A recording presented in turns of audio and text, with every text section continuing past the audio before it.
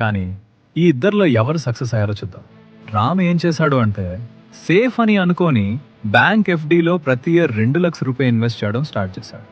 రాముకి నమ్మకం ఏంటి అంటే రిస్క్ ఉండదు ప్లస్ సేఫ్ ఉంటుంది.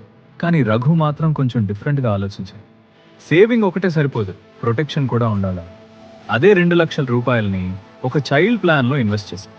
ఇప్పటి వరకు ఇద్దరి డిసిజన్స్ కరెక్ట్ అనే అనిపిస్తుంది. కానీ లైఫ్ ఎప్పుడు ఒకేలా ఉండదు కదా.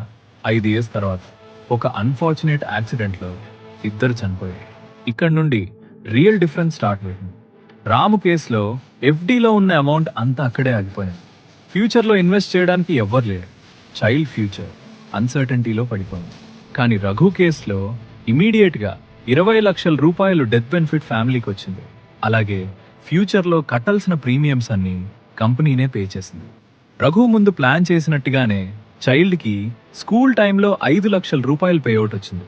అలాగే కాలేజ్, గ్రాడ్యుయేషన్, కెరియర్ స్టార్ట్ ప్రతి స్టేజ్లో 5 లక్షల రూపాయలు పేఅవుట్ వచ్చాయి. ఫైనల్గా 35 లక్షల రూపాయలు మెచ్యూరిటీ అమౌంట్ కూడా ఫుల్గా వచ్చింది. సో టోటల్గా చైల్డ్కి 55 లక్షల రూపాయలు బెనిఫిట్స్ అందాయి. మీనింగ్ రఘు లేకపోయినా తన ప్లాన్ తన ప్లేస్లో వర్క్ చేసింది. డిఫరెన్స్ ఏంటి అంటే రాము సేవ్ చేశాడు, కానీ రఘు ప్లాన్ చేశాడు. మీ చైల్డ్ ఫ్యూచర్ కోసం